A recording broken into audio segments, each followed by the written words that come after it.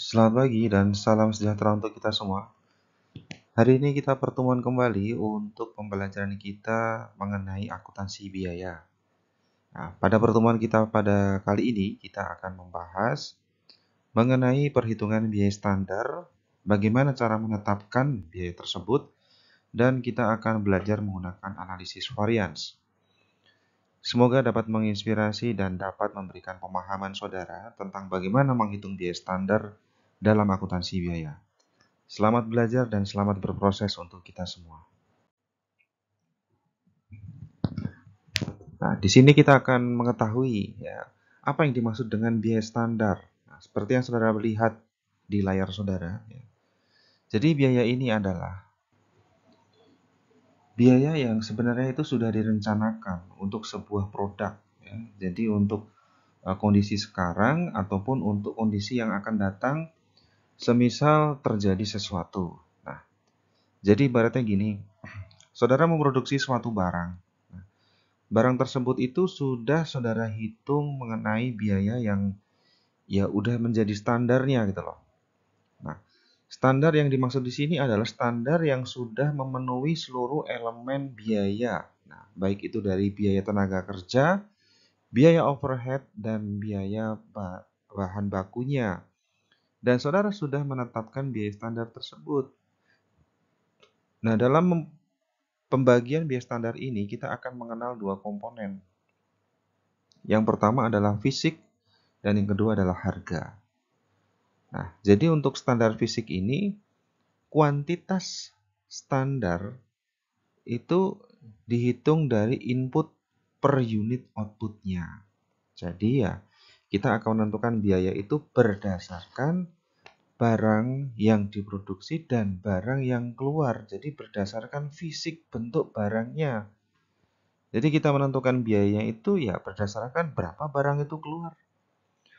Kemudian mengenai standar harga, ya. Standar harga itu kita sudah menetapkan berapapun barang yang kita produksi dan kita keluarkan, kita sudah menetapkan biayanya tersebut. Jadi tidak ada pengaruhnya terhadap barang keluar berapa, masuk berapa, diproduksi berapa. Namun kita sudah menetapkan dari sejak awal bahwa biaya tersebut akan kita produksi dan kita tetapkan biayanya sekian. Gitu ya. Kemudian kegunaan dari biaya standar yang pertama ya, dengan saudara menetapkan biaya standar itu, saudara akan bisa menetapkan anggarannya. Dan saudara bisa mengendalikan biaya dengan cara memotivasi agar karyawan itu bisa melakukan efisiensi operasi. Ya. Jadi dengan adanya biaya ini tuh kita bisa membuat semacam target gitu loh kepada karyawan bahwa ayo gitu loh. Kita harus bisa memproduksi sekian dengan biaya yang serendah-rendahnya ibaratnya. Nah, nanti dampaknya kan juga akan kita kembalikan lagi ke karyawan. Bahwa kalau kita bisa achieve target, kita bisa membuat produksi barang itu dengan harga seminimal mungkin, maka akan menjadi sisa anggaran, dan anggaran itu nanti kita akan kembalikan lagi ke karyawan sebagai bonus. Nah, itu gambaran dari biaya standar. Kemudian dalam menghitung biaya standar, kita akan memerlukan yang namanya standar fisik. Nah, dua jenis standar fisik, yaitu standar kita akan bagi menjadi dua. Yang pertama standar dasar dan standar sekarang. Nah, untuk standar dasar, kita akan membuat semacam tolak ukur, yaitu dengan cara membandingkan kinerja yang akan kita perkirakan dan secara aktual. Nah, jadi misalkan kita memproduksi suatu barang ya, hari ini dan besok gitu loh, atau hari ini dan kemarin. Kita akan mengukur biayanya itu berdasarkan kinerja yang telah tenaga kerja lakukan. Dan kita bandingkan dengan yang saat ini. Nah, Apa fungsi dari membandingkan harga itu? Ya. Dengan kita membandingkan angka-angka itu, kita akan mempunyai semacam angka pembanding. Ya, mana yang lebih efisien? Apakah produksi kemarin dengan tenaga kerja sekian? Apakah yang hari ini dengan mengurangi tenaga kerja, tapi malah jauh lebih efisien dibandingkan kemarin yang over tenaga kerja? Nah, kemudian untuk standar sekarang itu kita bagi lagi menjadi 3 jenis. Ya, yang pertama yang diperkirakan, kemudian normal dan teoritis. Kita lihat yang di teoritis. Ya. Dalam menentukan standar dengan standar teoritis, itu kita akan membuat semacam cerminan berapa kita bisa meningkatkan dan mengelola aktivitas dan efisiensi dari setiap produksi. Standar ini tentunya ya mempunyai harapan dan target yang akan kita achieve di masa yang akan datang. Jadi, secara teori kita itu sudah memasang target bahwa nanti pada bulan kesekian atau pada bulan ini saya ingin melakukan produksi sebanyak 1000 unit. Nah, kita sudah mempunyai garis akhir dulu, sehingga dengan kita mempunyai garis akhir, kita akan bisa memangkas biaya sekian rupiah dan pada akhirnya kita akan bisa melakukan penjualan dengan harga sekian rupiah. Yang artinya apa? Yang artinya menjadi lebih murah. Nah, karena kita sudah melakukan efisiensi masa kerja. Nah, ini yang dimaksud dengan standar kerja. Dari standar sekarang dengan teoritis. Nah, jadi ibarat saudara sekarang nih, ketika saudara saat ini kuliah, saudara membuat semacam target bahwa saya akan lulus dari kampus ini setelah 2 tahun yang akan datang. Kenapa kalau saya bisa lulus 2 tahun yang akan datang? Ya tentunya saya akan menghemat biaya UKT yang harus saya bayarkan, saya akan menghemat biaya jajan atau living cost, dan saya akan lebih cepat mencapai target saya karena jika saya sudah sarjana, maka saya akan mendapatkan jenjang pekerjaan yang lebih baik atau minimal masa depan yang lebih baik dibandingkan ketika saya hanya mengandalkan ijazah SMA. Nah, itu gambarannya. Secara teoritis, nah tinggal prakteknya. Nah, kemudian bagaimana cara menentukan biaya standar? Nah, biaya standar ini kita bagi menjadi 3 karena berdasarkan elemen akuntansi biaya dari bahan baku, tenaga kerja hingga ke overhead pabrik. Untuk bahan baku ya, kita tentunya harus bisa menentukan barang yang masuk itu harus sesuai dengan barang yang keluar dengan kondisi kualitas tertentu. Dan harga barang yang masuk itu kita sudah mempunyai semacam batasan bahwa harga yang kita inginkan adalah seperti apa gitu loh. Jadi kita sudah menetapkan kuantitas standarnya dan harga standarnya dari bahan baku yang masuk dan bahan baku yang akan kita keluarkan atau dalam artian kita pindahkan ke departemen selanjutnya, yaitu departemen dalam proses. Nah, bagaimana cara kita menetapkan harga standar ketika menetapkan harga bahan baku? Nah, tentunya kita juga sudah mempunyai pembanding antara pemasok yang satu dengan pemasok yang lain. Ya, dengan adanya daftar harga pemasok tersebut, ya, kita sudah mempunyai batasan range harga sendiri. Ya. Dengan range harga sendiri itu kita juga akan bisa menentukan berapa nantinya produk itu akan kita jual, ya. Itu gambarannya. Kemudian untuk bagaimana cara menetapkan biaya tenaga kerja standar? Yang pertama yang harus saudara ingat ya, ketika saudara mempunyai sebuah bisnis, ya, ini terlepas dari apa yang tersaji dalam monitor saudara. Ya. Ya, pertama, saudara harus bisa mengetahui berapa tingkat upah minimum regional. Nah, sebenarnya itu adalah batas bawah dari eh, tingkat seseorang bisa survive di suatu daerah. Ya, dengan saudara sudah bisa menetapkan harga tarif batas bawah, ya tentunya akan kemudian ditambah dengan yaitu unsur biaya per jamnya berapa, kemudian tarif upah standarnya berapa, kemudian saudara akan menetapkan bonus, dan sebagainya. Nah, triknya dari beberapa perusahaan itu adalah mempunyai harga bottom, ya, tuh biaya gaji pokok itu di bawah UMP, ya, yang pada akhirnya take home pay-nya sesuai UMP. Kenapa seperti itu? Ya supaya ketika ada bonus 2 kali gaji itu tidak dikalikan dari upah minimum regional. Katakanlah UMP di kota kita itu kurang lebih sekitar 3,7 ya.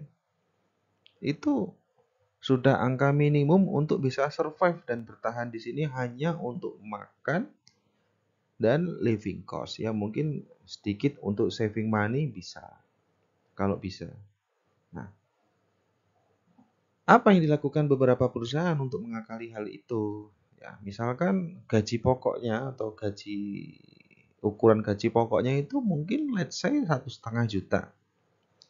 Ditambah dengan upah kehadiran, kemudian bonus kinerja dan lain-lain, maka saudara akan mendapatkan take home pay atau ya gaji keseluruhan yang saudara terima itu 1,5 plus tambah-tambahan tadi. Kalau saudara bolos, tidak masuk ya potong dari uang kehadiran.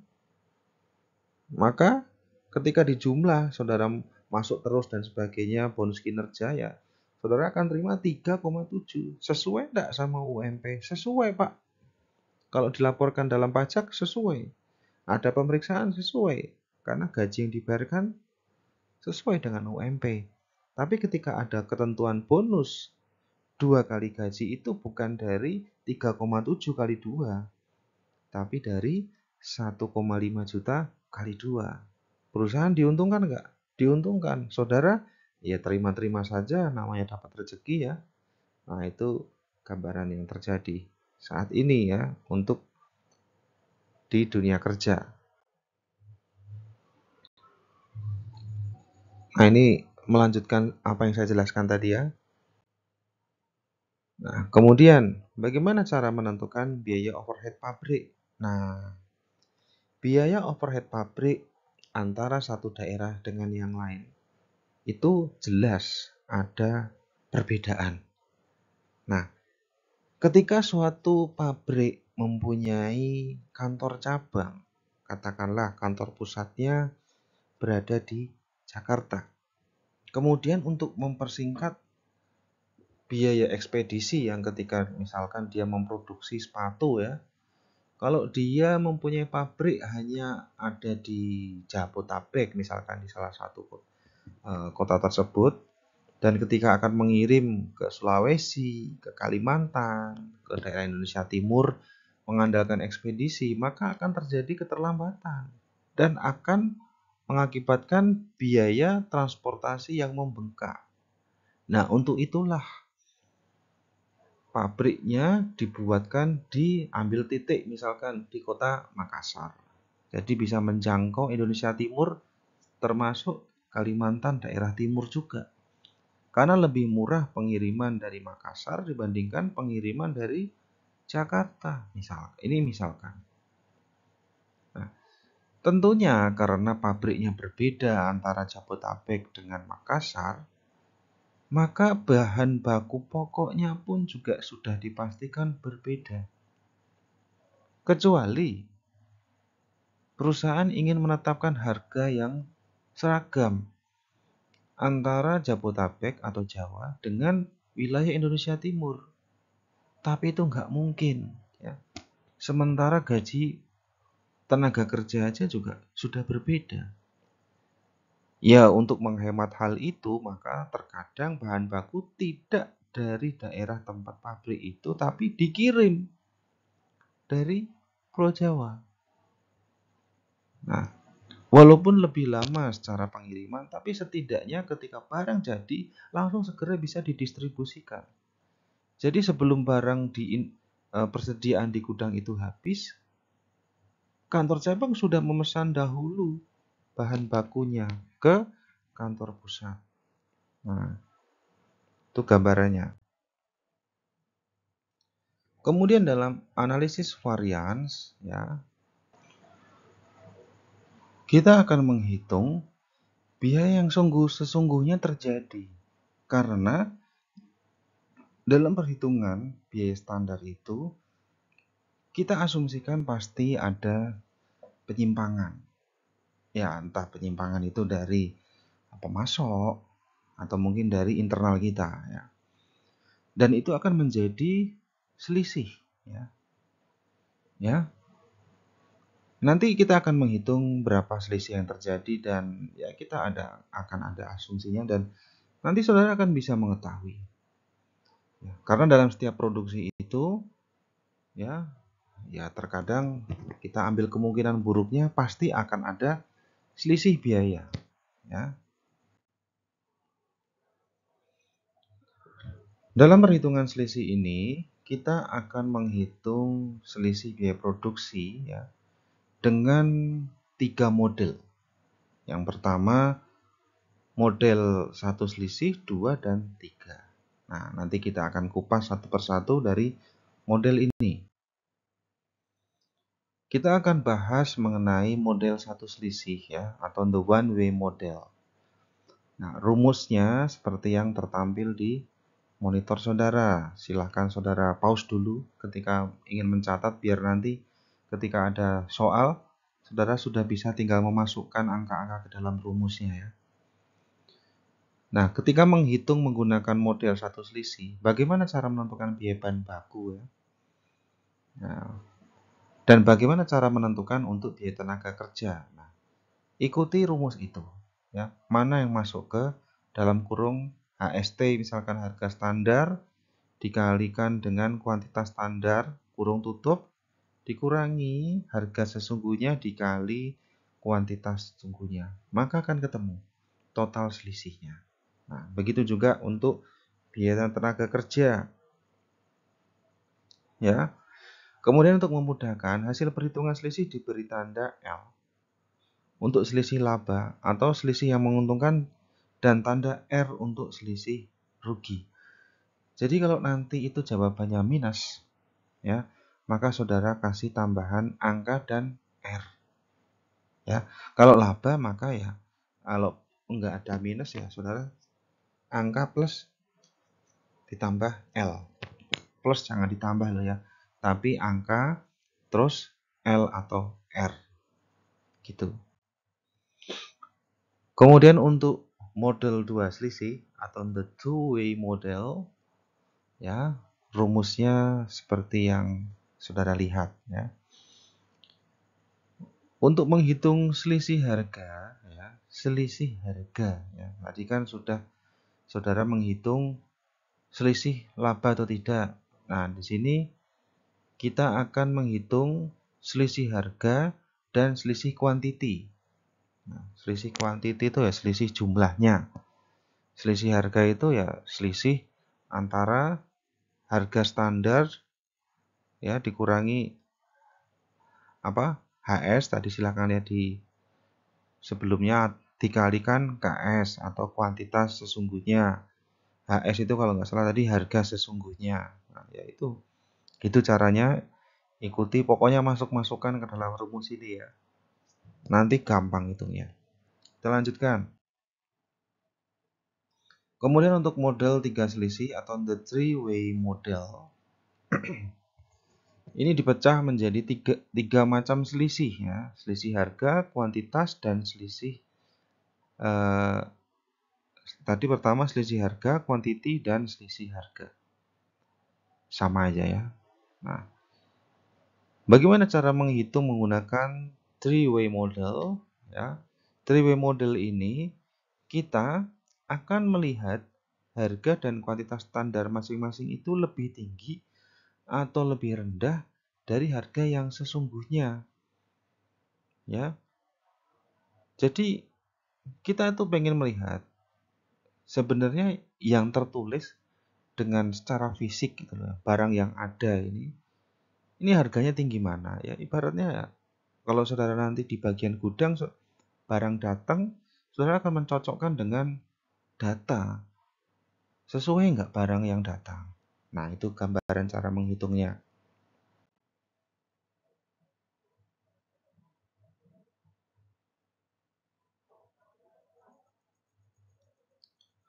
Nah, tadi yang sebelumnya isinya rumus juga, nanti silakan saudara lihat lagi ya.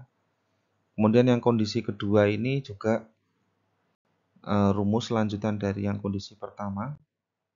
Nah, ini kondisi ketika harga standar lebih rendah dari harga sesungguhnya. Nah, jadi pada kondisi ini, selisih gabungan yang merupakan selisih harga atau kuantiti yang tidak akan terjadi. Nah, ini kondisinya, kemudian rumusnya ya, silakan dimasukkan rumusnya. Nah, masih sama dengan sebelumnya. Jadi, ini lanjutannya. Nah, kita langsung masuk ke contoh ya. Bagaimana cara menghitungnya? PT Rimendi menggunakan sistem biaya standar. Ya. Data biaya standar dan biaya sesungguhnya dalam bulan Januari adalah sebagai berikut. Ya, silakan saudara freeze dulu, atau catat dulu berapa komponen-komponennya ya. Bahan baku tenaga kerja diketahui sebagai berikut ya, sudah ada harganya semua. Perhitungan varians dari berbagai model adalah sebagai berikut. Kita akan menghitung model satu selisih ya. Rumusnya masukkan. Tulis dulu rumusnya. Kemudian setelah saudara tulis, masukkan angka-angkanya ke dalam rumus. Nah, diketahui bahan bakunya L, berarti laba ya. Nah, tenaga kerjanya rugi. Ya, L kurangi R, ketemunya ya R ya. Artinya rugi. Jadi bahan bakunya diketahui ada biaya selisihnya 25.000 dan itu rugi. Dan yang selisih rugi lagi ya gambarannya. Kemudian menggunakan dua selisih ya, two-way model ya. Nah, tinggal dimasukkan lagi angka-angkanya tadi. Yang dari tabel masukkan berdasarkan rumus-rumusnya, maka akan ketemu sebagai berikut di bawah ya. SH atau selisih harganya 25.000 dan selisih kuantitasnya diketahui 20.000. Ya. Kenapa ini dikatakan laba? Karena nggak minus. Nah, gitu aja. Gampang kan? Lanjut. Kemudian kita menghitung selisih tenaga kerjanya berdasarkan yang tadi. Ya, tinggal dimasukkan dan ternyata apa itu? Rugi. Ya. Kemudian kita menggunakan 3 selisih. Ya. Masukkan kembali angka-angka dalam rumus dan akan ketemu biaya bahan bakunya adalah 5.000 dan itu laba. Kita lanjutkan untuk tenaga kerjanya. Ya, selisih tenaga kerja dengan three-way model. Ya, rumusnya sudah diketahui dan tinggal dimasukkan sebagai berikut dan hasilnya rugi. Nah, jadi ini 5 model analisis biaya overhead itu tadi caranya sebenarnya seperti tadi. Ini gambaran ketika untuk tambahan ya. Nah, saudara, ini gambaran ketika untuk di chapter berikutnya. Nanti yang saudara perhatikan hanya menghitung menggunakan satu selisih, dua selisih, dan tiga selisih tadi, hingga ke three-way models tadi. Nah, itu yang perlu saudara perhatikan. Dan untuk lebih memudahkan dalam belajar, nanti akan saya kirimkan juga bersamaan dengan materi ini adalah soal latihan, ya, untuk merefresh dan latihan kembali. Jadi saudara akan bisa lebih memahami ya. Syarat pengiriman dari soal dan jawaban saudara. Sertakan jawaban saudara beserta screenshot sebagai bukti bahwa saudara sudah mengikuti materi ini. Ya. Jadi nanti akan ketahuan dari akun saudara yang sudah melihat atau belum ya. Pokoknya sertakan screenshot bahwa saudara sudah mengikuti di hingga ke menit, ya ada yang bisa silakan 21 boleh, 20 boleh, yang jelas di atas menit ke-17 ya. Silakan ikuti ya, kalau mau lebih mantap lagi ya ikuti dari awal hingga akhir ya. Tujuannya itu hanya satu, supaya saudara lebih paham ya, tidak lebih dari itu. Terima kasih atas atensi yang saudara berikan. Kita bertemu kembali di materi berikutnya. Selamat belajar dan selamat berproses. Saya tutup. Wassalamualaikum warahmatullahi wabarakatuh.